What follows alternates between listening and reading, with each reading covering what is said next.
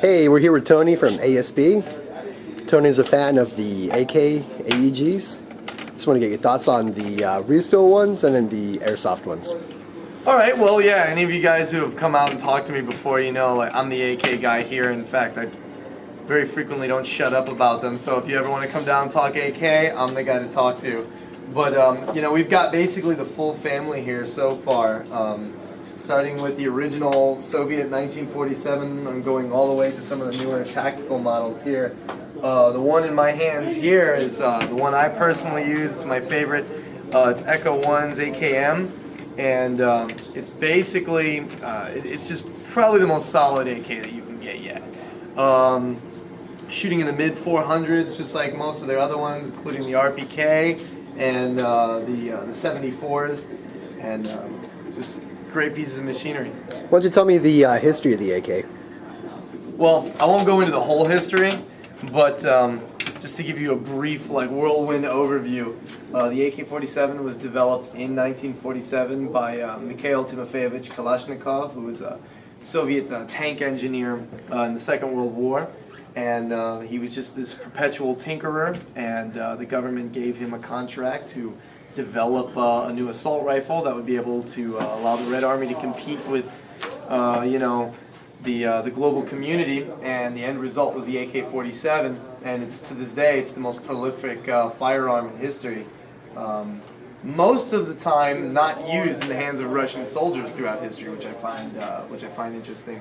So, I mean, it's got a really rich history. If you guys are tired of using replicas of, you know, AR-15s, M4s, I know I probably made some enemies saying that, definitely go AK. It's the international symbol of resistance, so try it out. Can you explain to me the difference between the original and the later models, like the AKM and then the 74? Yeah. I mean, the 47, you're typically going to have the curved stock that goes downward. You're not going to have the pointed muzzle brake, whereas the AKM, like this one, was modified right about 1960, has the straight stock with the pointed muzzle brake, which is a cool feature on it because the real thing, it's meant to cut down on muzzle climb, so it keeps it level.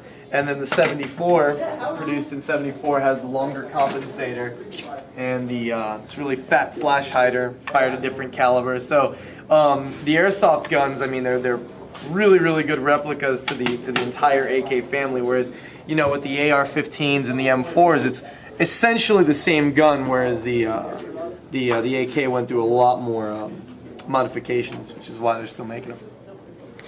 And as far as the actual ballistics and chamber, I mean, is it the same round or? No, I mean, the 47s are 7.62. The 74s are a little bit lighter. I forget the exact classification. Okay.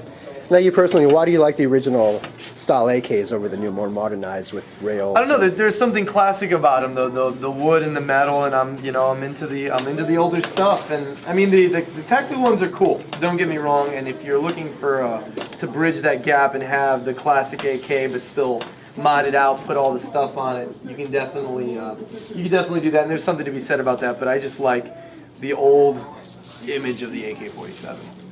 What kind of loadout do you wear with your AK? Loadout? I have a few different ones. I'm absolutely fascinated by the concepts of guerrilla warfare, so Cuban Army BDUs, Vietnamese guerrilla outfits, anything like that. I know a lot of people like getting decked out in, you know, U.S. forces camouflage and stuff like that, and that's cool too. But yeah, I like to go for the guerrilla effect. Okay, this is just a brief overview of the AKs with Tony from ASB. Yeah, come check them out. Thank you.